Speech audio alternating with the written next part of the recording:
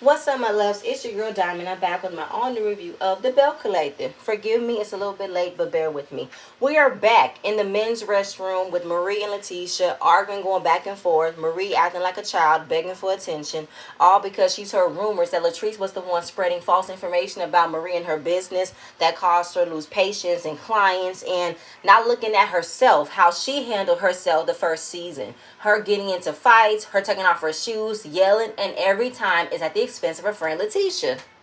So Marie talking about I can't control my feelings, and Letitia wants to bring Latrice in to have a conversation, completely squash it because she doesn't want to have a conversation about this anymore. You really need to get over this.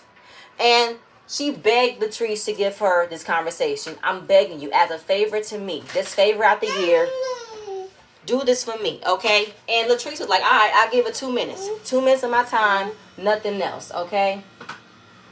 So Latrice is over. Like she said, Marie needs to really get over this. I do not go around spreading rumors about anybody's business. That's not my level. That's not my style. And I don't care enough about you to do that. So they're in the men's room yet again. They're having the conversation. And apparently there was somebody who was spreading rumors about Marie. And Latrice went up to them to stop them from doing it. Okay? And just like Latrice told Marie, I have no motive to go to anybody about you on your business. So that wasn't what I did. And before she could even finish a sentence that it wasn't her, Marie wrote it off. She said, I'm done. Let me go. Let me go. No, there's some bullshit. You know there's some bullshit. And it's like, you couldn't even hear her out. You couldn't do it. Like I said, Marie wouldn't even listen for 2 seconds to hear Latrice said, I have no motive to go and talk to somebody. What you think I did? I didn't do it. And now, it's all about what's going on in Marie's head. Marie is so focused on placing the blame on other people that she's not looking at herself. Look at how you represented yourself and your business and your brand the first season, Marie. Look at that part. And Latrice is like, I'm not about to cater to no grown man, to no grown woman's feelings. I'm not about to do that. If she feels how she feels, that's on her and not on me. That's not my problem to care. And now Marie's mad at Letitia because Letitia is backpedaling like she said. And I said, how was she backpedaling? Because Marie feels like Letitia told me to give her a chance to explain her part, explain what she did. And she didn't do that. She said she's denying it. So there it is. But I still feel like what purpose of that is backpedaling? If Latrice told you she had no parts in somebody speaking on your business, somebody speaking on you, what makes you think that that's not telling you the truth? I have no idea who's coming after you. And it wasn't me. But you only believe what you want to believe. You believe what you want to hear. So it's just bullshit. And it's like you didn't even give her a chance. Like Letitia said, before she even said 2 words, you're already writing her off as if she did it. All you want to hear from her is, yes, I played a part in this. Yes, I did that. But if she didn't do it, then what's the point of you hearing it? I'm not about to say I did something when I didn't do anything. So Latrice has already said it from day one. I did not say anything about Marie. I did not spread no rumors about Marie. She did that to her damn self. And that's not my problem. That's her problem. And I've already said that. And then going back and forth, Marie is still hell-bent on the fact that Latrice is lying, that she did play a part in her business falling apart, her family, her friends, her business partner. Just blaming it all on Latrice, right? And they're getting loud. Letitia and Marie getting loud again. You're not going to do this to me. You're not. I've never done this. Do this for me. I would never do this to you. And this is what Marie doesn't understand. Every time that you have ruined Letitia's event, she still stand 10 toes by you. She still catered to your feelings. She still gave you a reason. Gave you what do you get a reason? She still turned a blind eye to how you acted at her event because she is your friend. And she told you, Marie, I wouldn't have done this to you if it was something important to you. I wouldn't have done this to you. And I don't know why you wouldn't have done this to me. Especially we didn't want to play the game. I understand that part. But you could have said, listen, Letitia, I know you want to be about this affirmation and kumbaya, but girl, I'm not feeling it. And right now, I am not in the space to handle this, so I'm gonna let it, I'm gonna holler. Okay, I can't stay. I'm gonna leave. Okay, well, let me escort you out. Let these ladies know I'm gonna be right back, and let me escort you out. I thank you, girl, for coming. That's how Marie should have handled it, and that's how Letitia should have handled it as well. You leaving your guests unattended to go and coddle Marie, yell at her, fight, love, give, all this and that, girl, no. So yeah, when Marie made that grand exit, she figured that nobody would have paid attention to it. Well, we all did, and we all heard you. And then Letitia to make it no better when she left everybody to come and talk to you. It was unprofessional, okay? And then of course it's giving more of Akasha to have a reason that I shouldn't even came to this brunch. This was supposed to be women's empowerment. This don't feel like empowerment. This is some ghetto ass shit right here. I am not empowered. I am not encouraged. Worst brunch ever been to. And I've already said about the game part. And Marie feels like she's being misunderstood. That everybody's viewing her wrong. Because she's vocal, she stays 10 toes down to what she's saying. And that's an issue that they have. No, that's not an issue that we have. It's because you do not know how to be professional. You do not know how to express your emotions clearly. You act out, you point fingers, and you do the most. How are you supposed to be a woman of integrity where you don't show it? You stand 10 toes down, they ain't got nothing to do with how you behave yourself. You behave yourself like a child wanting some attention. And you guys stood in the corner. And you can miss me. And Marie's in state of delusion because she feels like Latrice is a part of the whole false information rumor mill happening. So, like I said, Marie is in a state of delusion, believing that Latrice is the one who started it all about Marie's business failing, losing this, losing that. But your business is still standing. You added another part of your mental health clinic. So your business is surviving. Whatever you heard about people saying about your business, it's still good. But yet you're not even looking at the fact that you're still here. You are still a success. You want to place the blame on this one person who didn't do anything, who doesn't care about you in that way. So right after Letitia and Marie had their heart-to-heart, in some way saying, I love you, I'll talk to you later, goodbye, Letitia balls out crying. She cries to the producer, and she's like, I just can't take this anymore. They don't understand how I feel. Nobody respects how I feel about them. And now, you know, right where she's complaining to the producer, you got Akasha, who's still complaining about not feeling empowered, receiving dirty plates, food being burned. Oh yeah, she already dipped out and left. And then she's on the phone with Melanie, telling her, listen, I am not about to be a part of that. I know the owners, and they're going to look at me as if I'm down with some funny shit. They're going to look at me as if they're not somebody that they can trust me with. And no, I'm not about to be a part of that. I'm trying to figure out how to get in touch with the governor. I'm trying to get in touch with how to meet up with the mayor. I got shit to do. I ain't got time for this. Now, I know it might seem as if, Akasha, please, you knew what's going to happen. We're on a reality show where the premise of what the show was supposed to entail was black women coming together and building up something. But there will be drama. There will be mess. There will be arguments. So you knew what you signed up for when you got on reality TV. Don't make it seem as if time was so wasted that you were not meant to be there at that appropriate time to witness all this happening. So Akasha, you can miss me with that, all right? And I get it. She has a point. This was not an uplifting, empowering brunch, and it wasn't. It absolutely was not. So Letitia finally comes back, and her homegirls let her know what Akasha was been saying and how she felt that her energy was off from rip. And I'm going to let her know when I see her that I didn't like her energy anyway, so she shouldn't have been here. She wants to look down on other people, and I think that was her motive from the beginning. Now, yes, Akasha has a very high, mighty, entitled, elitist attitude, but I feel like she must have been through a lot of doors being slammed in her face for not getting respected. And now since she did bust down those doors, she now comes with, I'm not about to be played with, my time is not to be wasted, you gonna come with it or not come with it. And considering the fact that you think that it was Akasha's energy that was the whole, mood killer, no, it was Marie. It was Marie, yes, Akasha with the dirty play comment, food being burned, but at the same point in time, Letitia, this brunch is a representation of you and your brand. You do not want people saying negative things about how when you did serve them food, it was served on dirty plates. The food was not up to par. That's going to be a bad representation on you if you're not looking at everything before you decide to feed these ladies food and let them eat on dirty plates. That part might be a representation off of you and not on Akasha repeating it. Yes, it was like girl, I get it, but at the same point in time, that was your business and your brunch. And it wouldn't have been a lot more different if somebody else would have said it to you, but I get it. You feeling the way because of Akasha saying it, only because Akasha comes with what you don't have.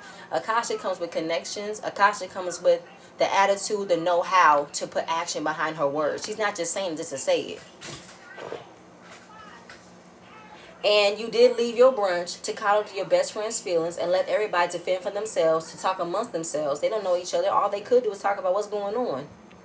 But they're going to have a conversation later on to discover why did she have such an attitude at the brunch. Latrice. Latrice and Zaddy are meeting up with JJ and So Gucci. That's me, JJ. To do ATV riding. And hopeful that whatever happened at the brunch did not turn away So Gucci's intent to hang around with the other Bells. So hopefully this meetup will get her right back into the nice part of things. So we see that Latrice and Cliff own a property, a lodge that they bought 7 years ago. And they renovated it where it could be rented out for venues, weddings, parties, reunions. It's a land over 300 acres. And first of all, that is amazing. That is beautiful. Just the overlook of the land was amazing. See, that's what I want. I want to own multiple properties, have a whole lot of land, and just renovate it for other people to use. I love it. Love it, love it. Excuse me. So they do ATV riding and mudslinging and everything. And of course, JJ is So Gucci's husband, and JJ's also the father of the twin girls and Sanjay off of Dancing Dolls, Dancing with the Stars. So Bring It, you know what I'm saying? And just hearing him talk is just hilarious to me. And how they were mudslinging back and forth. And I see how So Gucci and JJ bounce off each other. They're both very fun, very animated like. And just seeing JJ in the confessional with his 2 plait braids and the balls at the end, it's just like he ain't never letting his hairstyle go. Never.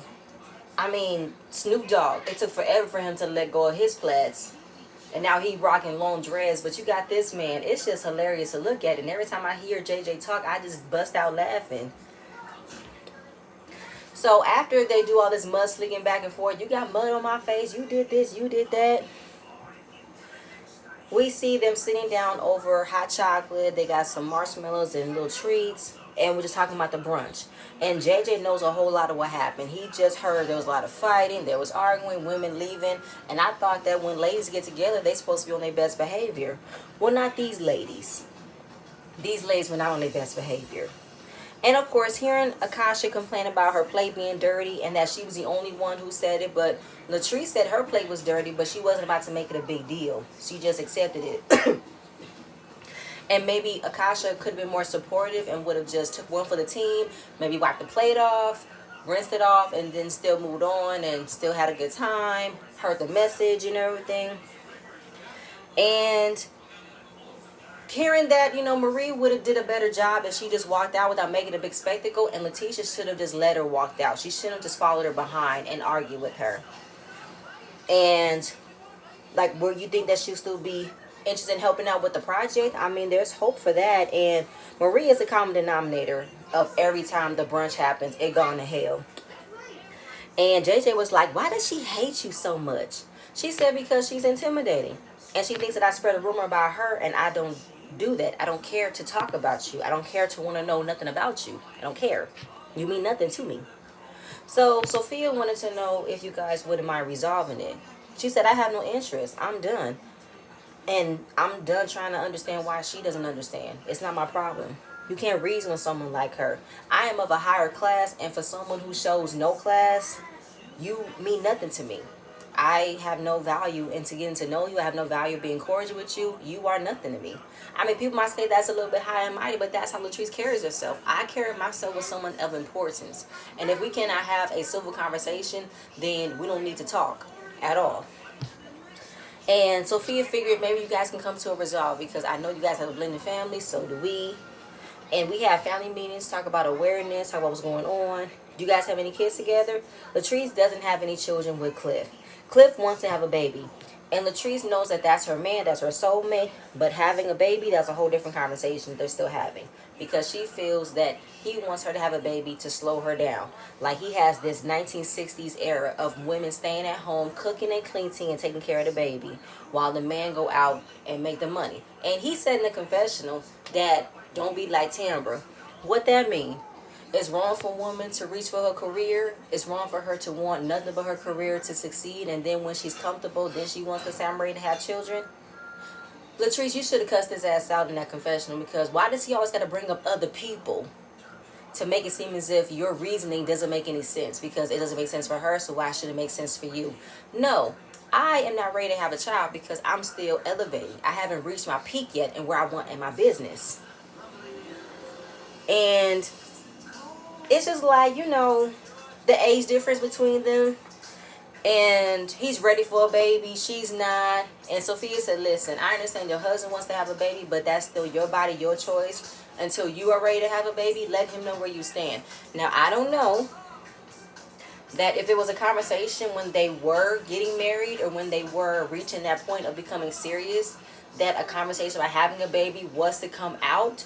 And maybe Latrice in a space where I did say it, but right now, I am reneging on that. I am not at any place in my life to have a child right now, because I'm still reaching my success. I want to reach more. I want to do more. So maybe that's a conversation they've already had before, but it's now coming more close to the time frame that maybe they had a conversation about. But Latrice shouldn't be pressured if she's not ready to have children. She shouldn't be. Like, until you reach to that point where you have accomplished what you want to accomplish, then have a baby on your terms. So yes, the ongoing conversation about having children, and she fears that if she doesn't have a child with Cliff, he might end up and leave. And that's her worst fears. So she's hopeful that maybe more conversation will come about, maybe more understanding, and the reason why she doesn't want to have a child because of the emotions that she dealt with not having a father growing up, and doesn't want her child to feel the same way that she felt. More is going to come into that later. Tambra is meeting up with Akasha to talk about the brunch, and she really hates the fact that the first impression that Akasha got out of the brunch left a sour taste in her mouth. So they met up at a juice bar and wanted to know, girl, how did you feel? First of all, the brunch is supposed to be about empowering women. I don't feel like I ended up being empowered. I don't feel like I ended up being encouraged. I ended up with a dirty play. And then Tambra want to say, it never really ends like that. You know what I'm saying? Tambra, where have you been? The first brunch, Marie went after Latrice. Then the second brunch, Marie went after Kaylon. Every brunch in disaster when Marie's present. So don't make it seem as if this was the first time a brunch has never gone wrong. It's always been smooth sailing here on out. No, it's been a lot. And yes, like she said, I ended up with a dirty plate. I had burnt waffles, burnt bacon. The girls looking at me funny. And all the mess that happened to her and Marie, I ended up leaving the food hungry because I didn't touch the food. So how empowerment could look at people different ways. It's all about leadership. But she said, okay, what certain ways that leadership could be handled? And I feel like the way that Letitia responded to Akasha about the dirty plate made her feel some type of way. And I will address that to her when I see her, because she can't hold that against me. And I am ready to still work on her on Fair Street, because I'm not that petty. I'm not about to let dirty plate come between us moving forward with a project that I am interested in. And Tamara said, I believe they can have a business relationship, but friendship level, that's going to take some time. And people were like, okay, Akasha, it's a plate. Get over it. But if Letitia's sole brand, sole business is about these women's brunches, she's going to have to remember it is the perception people have of you. If you're coming in to network and rub elbows, great, but you're going to have the ambiance. I'm going to need to have a space for the who's, a space for everybody you've invited, a place where everything could look great, neat, servers, plates, clean, food par, drinks great. Everything is all within the representation of yourself. So while people might say it's a dirty plate, get over it, I will not go to an establishment if I had bad service. I stopped going to Chili's because we received bad service, because my mother got her food late after we've already eaten, and we decided to never go there again. Their service is terrible. It's been more than a couple of years now. Ever since we moved here in 2008, we have yet to go back. It's 2022. We will let go of a place if they give us bad service. So that's like the same thing with Letitia. having a brunch where there might have been a dirty plate, burnt food, that how it could be for her business. People don't want to be fooling with Letitia anymore if they figure out if every time I go to her events, I never receive good service. So that's just the whole thing I'm just thinking about, you know what I'm saying?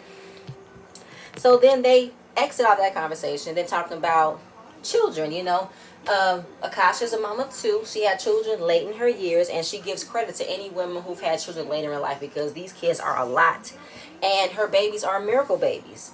She's had 7 conceptions, but no babies. And she went through multiple rounds of IVF. She went to 3 different doctors, wondering why she wasn't getting pregnant. Her eggs were deteriorating faster than she could produce them. And when she was told she wasn't ready to have children, it crushed her world. But when God says your time to happen, it's your time to happen. It was an amazing story to hear how her babies were naturally conceived. There was no IVF. There was no other form of conception. She produced her children naturally. Now, of course, while trying for a baby and it wasn't happening, she felt insecure in her marriage. Because while I marry my man of my dreams, he's going to want children. I'm not able to give him children. What would that say about me? That I'm not able to do this for him. I am a woman who can't give a man children. That would make me look bad as a wife, looking bad as a mother. Like I can't do anything. It's embarrassing. And the fact that she was able to have natural pregnancies was a miracle. It was a very nice story. And her story is transcending to every other woman in the world that's having problem conceiving children. And whenever it's that time for you to have kids, God will let you know it is your time. And right now, those were her times to have her babies. So, of course, looking at Tamara's in the same boat. Tamara don't know if she could have a kid naturally because she's had multiple fibroid surgeries. So she doesn't know she can naturally carry.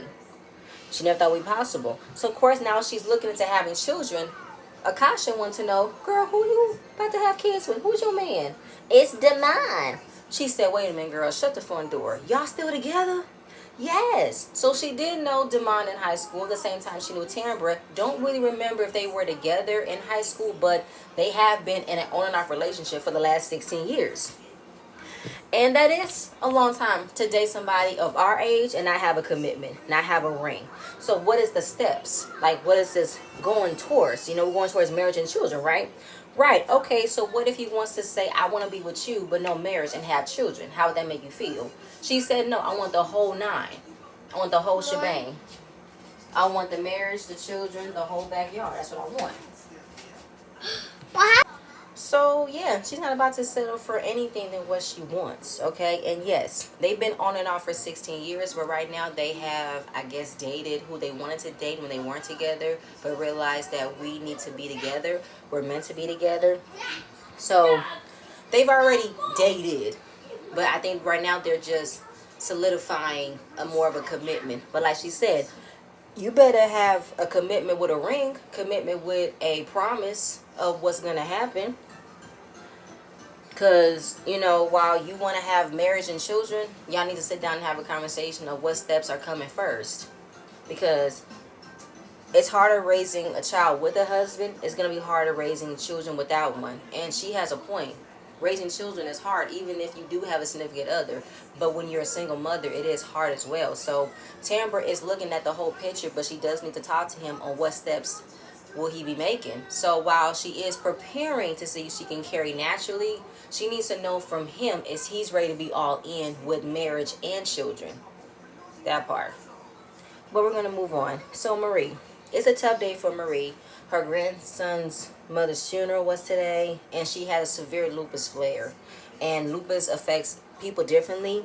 For her, it's a really bad flare. She's operating at less than 20% of her body. She cannot move. She cannot get out of bed. She has no energy.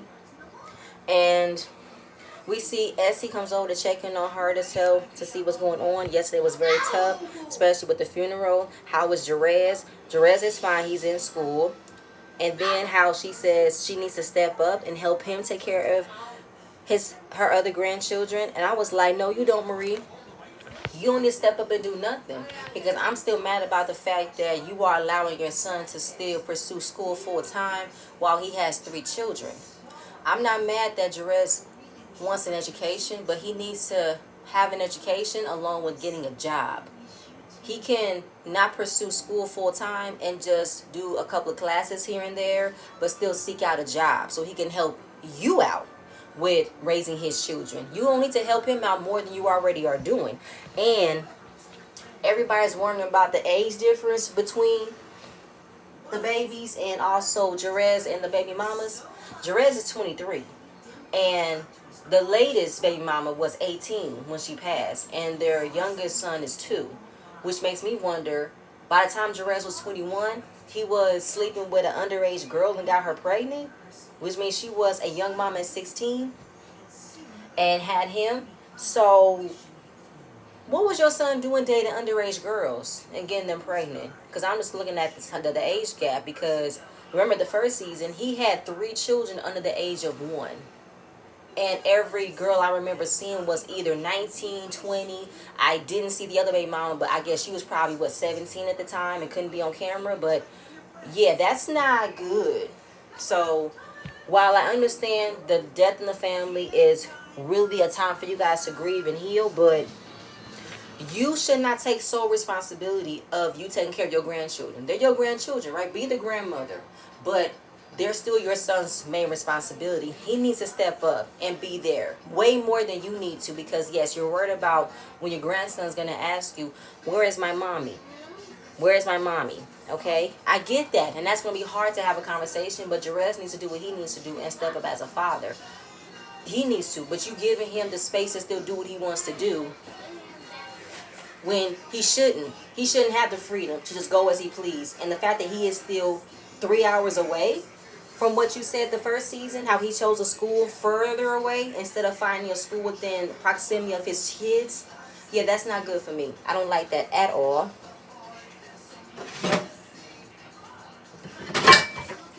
As far as everything else. So right now, for her to get through her day to day, she just prays. Prays and prays and prays. And she's holding all together from a business standpoint, but in her personal life, she's losing everything. Because she is taking care of people financially. She's holding the responsibility for everything. And I feel like Marie needs to lighten her load. You need to place all that on your shoulders onto your son. Your son needs to hold on to that responsibility that he should be feeling every single day. He needs to wake up wondering, what does he need to do to step up as a father? You should not have to do that for him. You should not have to take over his responsibilities as a parent. Like I said, be the grandmother. But your main point, your main role is to spoil, is to rotten, not raise 3 more children. You've raised 1. You still have other children of your own that you still need to raise. And your son is grown. Your son needs to handle that part on his own. And now dealing with her lying husband, Cedric. Leaving him. Divorcing him. And how wondering what's going on with that. Because he's blaming her that she did not put him first in the marriage. But like she said, why would I put my lying, cheating, serial husband first when I'm trying to secure a life for my family? And right now she just wants to put co-parenting in play and just be great at that. But apparently he's not coming around. And don't they have a daughter together? So he's not there for his own child on his own. And apparently he wants to be still entitled to the lifestyle that he had with Marie. Since Marie was the main one financially taking care of everybody, he wants to still keep that under his back pocket, still have that lifestyle. So she is literally either delusion or being serious. That in order for him to still be a parent to his own children and be a step parent to Jerez, she will buy him a Rolex in order for him to be around his children. I said, I'm sorry? Excuse me? You gonna pay him, buy him gifts in order for him to step up to be a parent to a daughter you guys have together, and also be a step parent to your older son Jerez? No, he can go to hell. That's what he can do. He has no authority and the audacity to ask you, in order for me to come around, you gonna need to buy me things. The fuck? Was he using your money when he was traveling all over the place without you? Who was he bringing on trips with? Like, are you kidding me, Marie? Hell no. Hell no. The fuck? Pay him to be the father of children you have with him? Oh no, he can go to hell with that. Good night and goodbye. Want to still stay in the lifestyle. Good night. And right now she's in the mindset that I can't give up. I can't say I'm tired because I'm always a strong one. I'm always having everything all together. But like as he said, sometimes the strong ones need the most care. You need to care for yourself. Yes, people do go to her when they need to be strong. People do go to her when they need to be uplifted. But nobody comes to her if she needs to be uplifted. Nobody checks on her to see if she needs to be taken care of. Because she's always so strong. So you don't need to. But you do need to not hold everything in. And you do need to not hold everything on your shoulder. Marie needs to lighten the load. That's what she needs to do. And you need to take care of your mind and take care of your body. I mean, you have a mental health clinic. Why won't you seek treatment for yourself so you can get everything understood, so you can get everything all right, so you can not worry about holding on in your brain because it will explode. You need some help. And you got your friend right there, your best friend, who you said that's your ride or die. Blood cannot make you any closer. She's checking in on you. She checks in on you every single time. Essie is a real friend to you, okay? Latrice. Latrice goes over to her mother's house for advice. And she gives respect for her mother, leaving her father, being a working mother and everything. How she raised all the grandkids, the nephews, the nieces. And pretty much, giving her the respect as being a strong woman. And where she's at right now, in her situation, Cliff really wants a child. But her mother said, your husband reminds me so much of your daddy. You married your daddy. Real talk. Because your daddy was jealous. He wanted to know where I was. I couldn't go nowhere. I didn't have a life. So the fact that I'm hearing that your husband wants you to have a child and the way you feel about him having a child, yeah, it's like he's ready to hold you down. He's ready to keep you from reaching what you want to reach. Because he wants you to be at a place where he wants you to be at home with the babies. Because right now, Latrice is elevating with her hair. And a baby will definitely slow her down a little bit. She won't have the freedom to go where she wants to go, but she will be within reach of Cliff. Cliff will know where she's at all times. So the fact that her mom can see what plan Cliff might have, we don't know. But just from the realization that Cliff reminds them so much of her father, it's like it might be his repeating itself. So she never thought that her husband reminded her so much of her father. Because she doesn't believe that her father didn't love her, but he had a lot of demons in his past that he did not let go of. And when her oldest brother stepped in and take care of the family, he ended up dying. Her other brother stepped in and take care of the family. He ended up getting killed. So she feels like every time a man comes in her life to step in, they always end up leaving. Her father is in jail. So she's traumatized by the men coming in her life and leaving. So she's worried that if I was to bring a child into this world and things would turn out differently, Cliff might leave me. What if I'm not going to receive what I thought I would receive if I do give him a child? What if he's not going to be there? And I'm going to be raising a single mother. And she might resent the fact that she said yes and did it. And she might show resentment to that child. That child might end up feeling like she should never have been here. And that's not going to be good. And wonder maybe if her brother or if her father would have been able to get a handle, got some help to relinquish some trauma, some demons, that her brothers would have been alive today, not having to go to the street life. And maybe she would have felt different of what it would have been to grow up with the father. So she asked Latrice, do you want to have a baby? She says she loves her husband. She sees a future with him. But if the baby comes, she thinks a man's going to be a man. He's going to do what he wants to do. He might end up leaving me. And I do not want my child to grow up without a father. I don't want that. So the fact that she's so worried about what will Cliff feel like if the baby is actually here, what would he do? It shows that she's not ready to have a baby. And it gives me that Latrice really doesn't want to have children at all. And I know she's not saying that, but I believe that she just probably loves the life that she has now.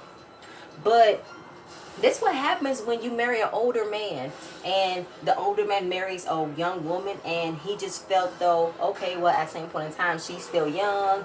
She might want to have a baby in a couple years. I don't mind it. But then she's looking at him. He's already lived his life.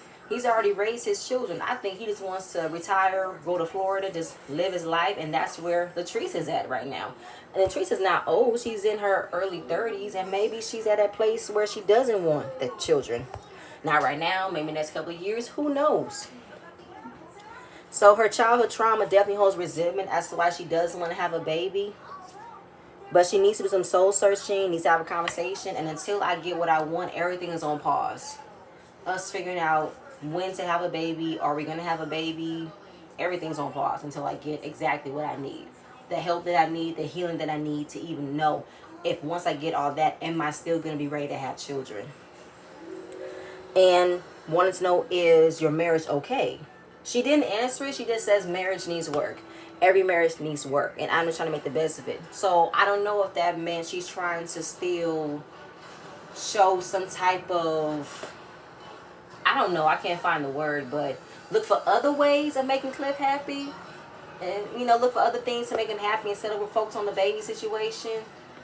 And that's what she's trying to cover up with, maybe. But it needs to be a conversation. It does. But we're going to end it with Akeisha. She calls Letitia, have a conversation. Hopefully an apology is given because her plate was dirty. And why was it her energy and her attitude towards her that I called it out, that you had a dirty plate? And Letitia gets right into it. You know what I'm saying? I felt that when you walked in, your energy was already off. And my homegirls felt it too. Now, of course, you know, she's like, listen, your homegirls felt me as soon as I walked in. I didn't do nothing to them. But I had nothing but the best intentions of coming to your brunch. And the whole professionalism, Letitia assumed that while she wasn't being unprofessional, she wasn't being professional in handling Marie, she figured Akeisha would have been the most professional. Well, she kind of was. You know what I'm saying? She stood there, she accepted what it was, even though she was very vocal and blunt about what didn't happen. But come on, Letitia, has your brunch ever been professional? Let's keep it a buck there. And the fact that, you know, I've never been to a brunch that went down that way, and I'm all about energy, I'm all about positivity. And I think that Letitia was trying to place the energy that this was not the girl that I thought I was on the phone with, versus then just saying you got embarrassed. That the person who was in front of you told you how the plate was dirty, the food was burned, I can go talk to the owners if you want me to. Letitia felt embarrassed that she did not have anything all together. But again, I get it. Akeisha complaining, but this was a part of Letitia's brand. And how the energy that she had on the phone is different than the energy of the person that I met in person. But Akeisha said, no, I'm the same person all day, all day. I'm never changed. I'm never different. So they're going back and forth, not getting nowhere, because Akeisha's expectation of that brunch was for what it was. You know what I'm saying? I thought we were going to be shaking elbows, rubbing elbows with the who's of Jacksonville, and it was just a table of 10 people. And Letitia said she wanted to handpick those 10 people to that brunch. I said, Letitia, you didn't handpick nobody. It was the cast and your homegirls. Those people who we do not know besides the cast are the who's of who you know in Jackson. So that's the thing that kind of gets me about Letitia, because you always are a brand of these CEOs. I mean these brunches. And I kind of thought you would have had people who are the who's of Jackson, who knows people, who knows people, who knows people. And you just had the cast of the show and your homegirls. That's not a really good representation of should I do business with you if we have this big open space and a small table of 8 people and it's just the cast, knowing that this is just a place for us to meet to film a show. But apparently, you know, that was her reason. She's sticking by it. And the whole thing of burnt waffles and burnt bacon and, you know, saying, well, listen, in the day, I'm not about that action, okay? And I'm still interested in working on the Ferris Street project, because I'm about action, not so much as talking, okay? And of course, going back and forth again, Letitia feels that, is Akeisha someone who wants to be in power, or can she empower people? And how, you know, she calling Akeisha a liar because, girl, you knew what you had. You knew the energy you brought to the table. You knew the energy you had when you came into the room. You looked down on the other people. I mean, yes, it could present to her looking down on the people, but I think because of the beginning, she probably didn't feel that she was respected when she was coming up in the business world. And the whole thing about the plate, I'm done with the plate. And then focusing on Marie, I'm like, come on, Letitia, you did place all of your energy onto Marie than the brunch. You were not being professional. And then the whole plate thing, I've already said it, I'm done with the plate thing. But at the end of the day, Akeisha did apologize if you felt that when I approached you about the dirty plate, I was trying to come at you, come down on you. No, it's just for what it was. And Letitia apologized for her energy, agree, disagree. Akeisha don't feel like her energy brought everything down, and Letitia feels that, okay, you did bring everything down, so nothing got resolved at that point. And how Letitia feels that Akeisha should have been grateful that I brought you to the table. This and that and the third. I said, okay, well, as much as bringing her to the table, you're not going to let her leave because she's the one who has a connection. She's the only one who has a building on Ferris Street. You have yet to get in that part of Ferris Street. So they're at a standstill. You know, nothing's getting resolved, but she does want to erase that and just focus on Ferris Street. That's where my most passion comes towards, is rebuilding Ferris Street. So right now, Letitia's going to use her. Use her for her connections. Use her for who she knows, because she doesn't have that. But that's all it's going to be, because I don't know if her personality will mesh with the people. So that conversation was cut. And now we're talking about Tambra. Akeisha was excited about Tambra and where she's going with Damon and their relationship and everything. And Letitia really got a kick out of this conversation and wants to know more about it. So you knew them from high school? Yes. His friends hung out with my friends, and I didn't know they dated in high school, but I know they dated throughout adulthood for 16 years. And Letitia brings up her friend who told her in the beginning that there was some info about her and Damon. And do you know him as Greedy? Yeah, we knew him as Greedy. That was his name in high school. Why? Did the friend say something about him? No, I'm just saying that's what she told me, because she said she knew this guy named Greedy. So, well, I don't know anything about it. I haven't heard nothing about this friend. Who's this friend? What did she say? What did he say? What's going on there? So, Akeisha's peeping game that Letitia's asking all the questions and trying to throw out that there might be some lapse in their relationship now or before, that this woman is coming in. And Akeisha has heard nothing but good things about Tambra and Damon. There's never been a woman coming in saying that she's dating him or she's still dating him. And she doesn't really vibe with women who wants to break up happy homes.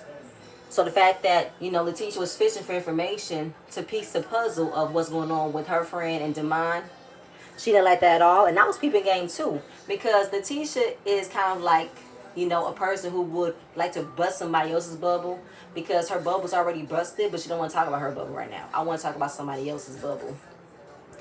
So then after kind of getting messy in that situation, it got cut and went right back into Ferris Street. I said, we talked about Letitia and Akeisha coming to terms about energy, dirty place, and then we cut to a messy moment of Letitia wanting to know, did Greedy date somebody else when he was dating Tambra? Akeisha don't know that. All she's knowing that Tambra and them might have been together all this time. And then that got cut with, okay, let's get back to Ferris Street. Don't do that. This gonna all blow up. It's gonna blow up fast. So just trying to get the project off the ground, get traffic running, get the feet back in, get the business back to how it used to be. And Akeisha has no problem working with her. I don't have a problem working with people as long as they can be cool working with me. You know what I'm saying? And I'm not about to be petty and use a dirty plate, a brunch that I didn't like, to not move forward with this Ferris Street project. But next episode is going to be a mess. And Letitia, why haven't you told Tambra of what your friend told you? Why are you still trying to fish out what you don't know to piece together and tell your friend what you do know? That's not going to look good on you, Letitia. You are not a friend of Tambra if you're going to do this. But girl, that's it. That's all I have. Please stay tuned for the next video, and I'm going to see you guys later. Bye.